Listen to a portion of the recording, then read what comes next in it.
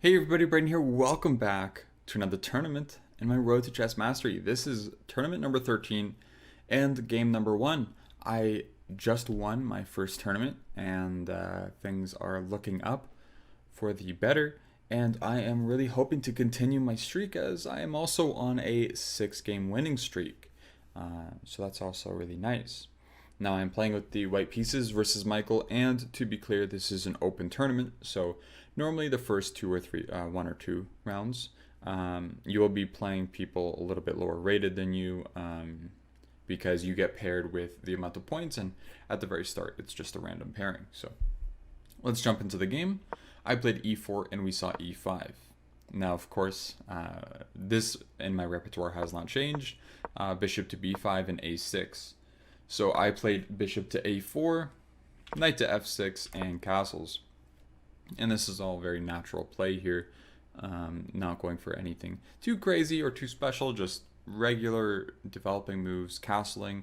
And e4 is not really, you can take it. You have to worry about moves like rook to e1 or d4.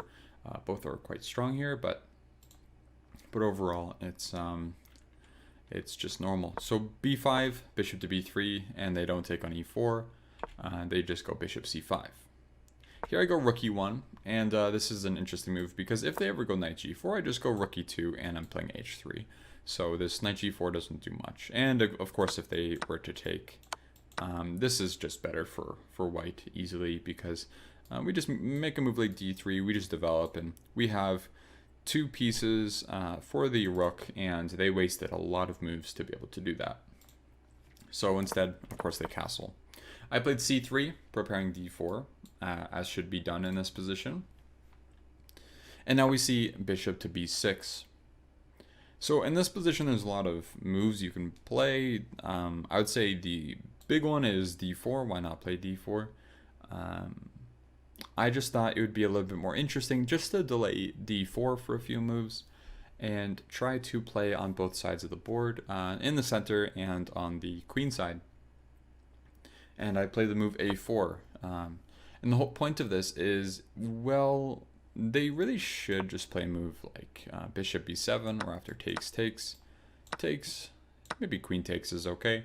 The whole point is this, I can try to target the b pawn, but also the whole point is if they ever take, then now they have a severe weakness on a6, and this is actually what occurred in the game. Bishop b7, and now I have something that I can target later on. And because of this, I didn't go for any crazy play. I just played the move d3 because this is always going to be something in the position I can target. And after knight to g4, I played rook to e2, and we see h6. Here I played knight b to d2. The whole point of this move is it might feel natural just to play h3, kick the piece away, but you should also think to yourself, why would you make a move like h3 if you don't have to? When you can make improving moves and then say, hey, you will have to play knight f6 on your own time. h3 is playable, and then knight f6, and then knight d2. And h3 is a good move in this position. Let's be clear about that. That's also important. But also h3 provokes them into doing what they were planning in the first place of taking. Where now maybe some dark squares are weak, and although this should still be better for white, it's just why give your opponent, why play into your opponent's hand when you can just play a move like knight b d2 and just keep continuing to improve your position, and don't let them let them go for their bad ideas, because knight f2 isn't really a great idea and you consider it to be bad, but also, you know, don't improve their ideas. If they have a plan, h3 is kind of letting them go into their plan. So, okay, rook e8, h3, and now I let them take on f2 because it's finally time. You know what? Let's kick it away. Maybe h3 wasn't even best. Maybe move like knight to f1 or b4 or something along these lines. Even maybe d4 is interesting. But I ended up just going h3, where they could have taken on f2. But here, I was quite happy because now I get to move knight c4 in. I'm attacking e5, and d4 is coming at some point. But after bishop to c5, I ended up playing knight to e3. The whole point is I'm covering the d5 square, but also maybe want to go to f5. And I think my opponent makes the right choice here. They really need to act quick because otherwise it's just going to be a really nice position for me. With move like knight to f5 coming, even maybe even bishop to e3 if I need it, but they played d5. I think this was the right choice. This gives them a lot of play for their pieces, and can be a little scary to look at. After knight takes, and queen takes, now we can see, okay, well, now I have this weak d3 pawn. I mean, it's weak, but it's also not weak. It's a bit hard to attack because I have bishop c2, but they have a lot of activity here, and this isn't as easy as I wanted it to be. I would still say that white should have a slight advantage because of the pawn structure, but there's clear counterplay in this position, and I would say black has as many chances to win this game as white does. Bishop c2, rook a to d8, and rook to a4. This rook to a4 is really just to prevent e4, but I thought it would be just a nice move. Just because this rook wasn't really doing too much on a1. It's not really targeting a6 for now. I can always, if I ever move to e4 or something, I can always move back. But this is just like one of those moves, kind of like rook to, I believe it was a6 in about 2 games ago versus Emmer. I'll put the link in the description to that. Where I played this a6. It wasn't really necessary because actually the move f6 in that game was better. But enough about that game. We're talking about this one. Yeah, rook a4 just feels natural, so it's what I ended up going for here. And we see the move a5, and I played rook e to e4. I thought this was necessary. Maybe go for d4 now, because d4 is a threat, because this pawn is pinned to the rook. And we see bishop a6. So now I can't play d4 anymore, unfortunately, because bishop takes on e2 would be disastrous. But okay, I played rook to d2, and again, things just don't look so great for me. It's it's just so ugly to look at. Rook d2 with the bishop on c1 is just really gross. But I think this is okay. I mean, again, black has a lot of chances, and black's been playing really well. Black is a 1000 rated player, and sure, they took on a6 and or they took on b5, and I don't think that was the right approach. I think that gave me that was an unnecessary move, but so far they've been putting up a lot of pressure, and this is getting annoying. Anyways, I saw king h8, and sorry, I played bishop to b3. I'm targeting f7. Simple as that. I'm trying to win that pawn, so they have to move to d7 to defend it.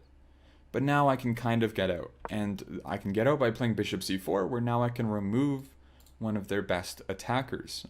This bishop on b7 was always kind of a good piece, and now I'm getting the opportunity to trade, and it was welcomed with open arms to my opponent. And no, I don't think I have too much of an issue here. d4 is still on the cards. It's still something I really want to play at some point, though it is very hard to time.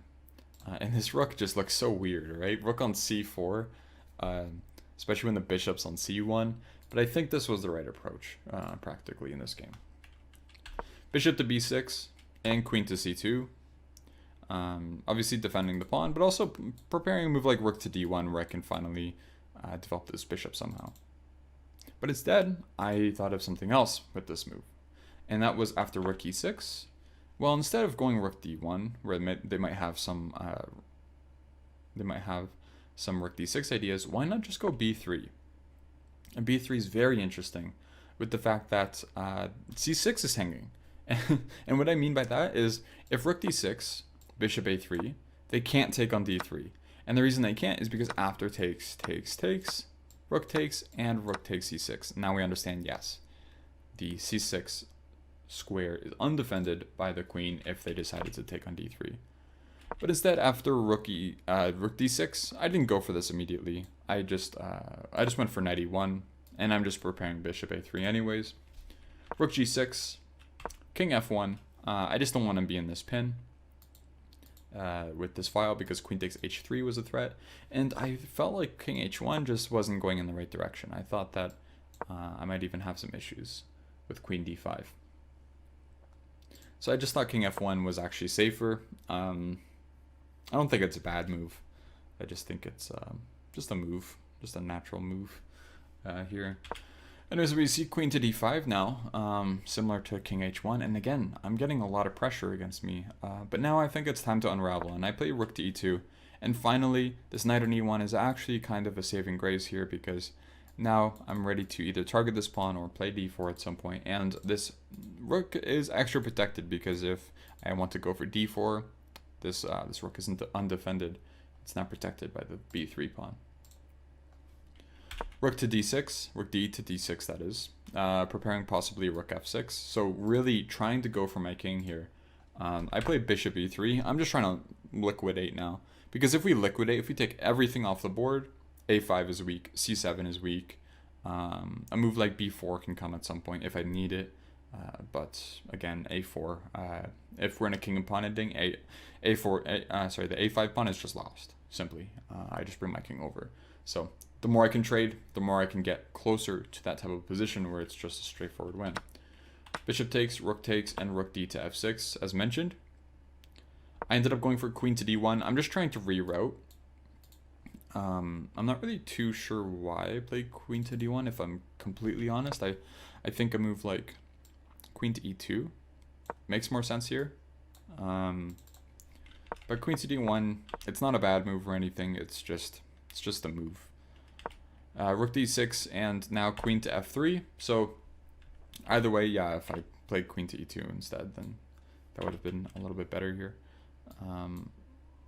Just because, you know, I could have some pressure against e5. I could also maybe go for knight f3, but the options are more interesting there. Anyways, so queen to d1, rook d6, and queen to f3. And now finally we trade queens, and we get into an endgame where it's clear that white has to be a bit better in this position. King e2, now that they're not attacking g2 anymore, I decided to play king e2.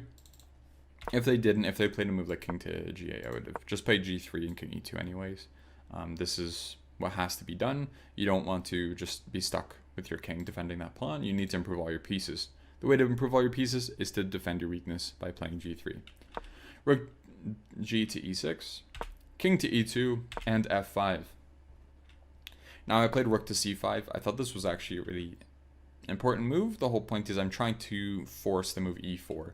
And after e4, which was played, takes, and knight d2, this e4 pawn is simply lost.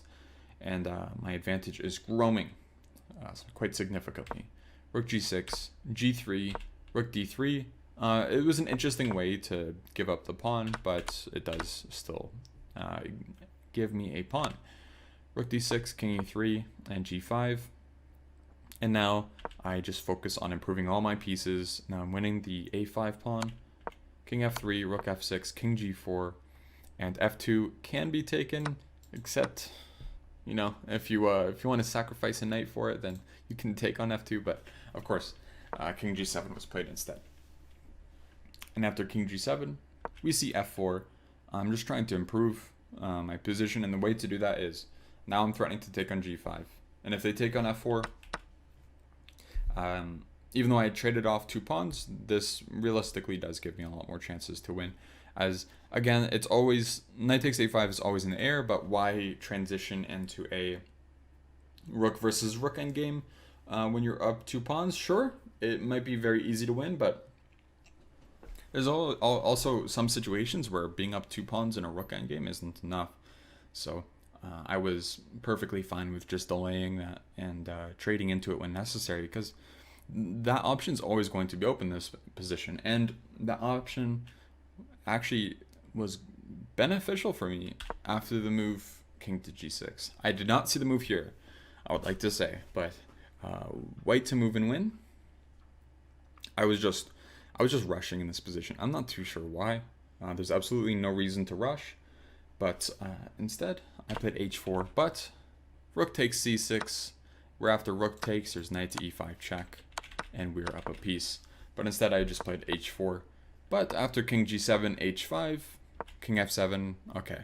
I did see it immediately after playing h4. I was thinking, like, what am I doing? But yeah, after king f7, I didn't miss it for the second time. And knight e5 check, knight takes c6, and this is just a clear win now. We just pick up the pawns, knight to f5, take on h6, and we promote. As you can see here, we're just going to go over the moves quite quickly because it's just a regular way to promote and then win. And queen takes, or queen to b2 with checkmate. Now, I think if we take anything away from this game, it is, although we had some play, it's a little bit difficult to discern a specific lesson because we allowed a lot of activity from our opponent. And I think this all stemmed from playing d3. So if we really dissect it and go back and try to think of what might have went wrong is maybe I should have just played d4 at this point. d4 takes, and maybe an e5 here, bishop a7 and e5, which might have been the better approach. But anyways, I hope you guys enjoyed this episode of the Road to Chess Mastery, and I will be seeing you guys in game number 2 of tournament number 13.